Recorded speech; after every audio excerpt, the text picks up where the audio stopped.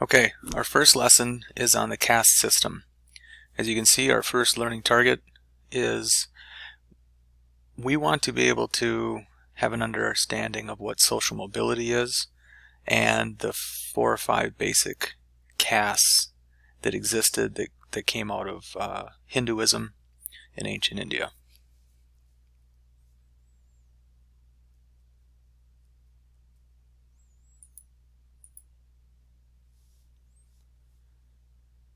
Here's a definition of the caste system, and it's this idea that that your job and your position or status in life is determined by who you were born to, and what caste you were born into.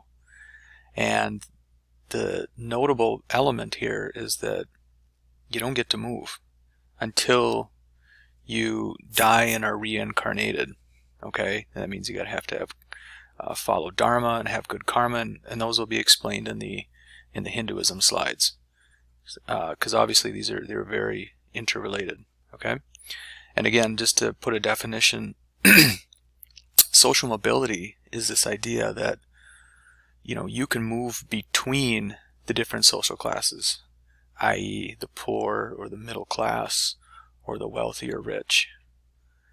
And obviously you can see that in the United States, although it's a topic for discussion, we typically have greater social mobility today, right? This idea, we certainly at least have this idea that you can, pull yourself up by your bootstraps type of mentality.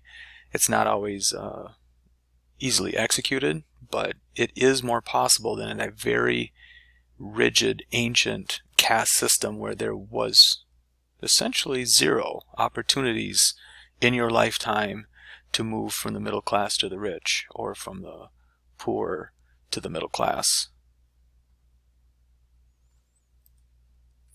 And so here we lay out the 5 major divisions. There are many, many, many old, smaller divisions within them, but the basic ones are your Brahmins held the top class, and in the ancient times those were your priests, your Hindu priests and teachers. The Kshatriya warrior class was second tier. Your bigger bulk group was the merchant and farmer group, the Vaisyas. And then the Sudras kind of rounded out that bottom. And the Untouchables weren't even considered to be a caste in many respects. These were people that basically lived in the streets, had diseases, and were not treated very well.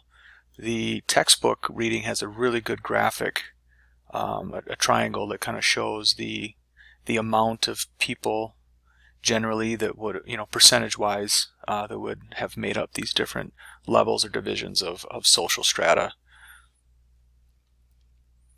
And so, some things to think about here.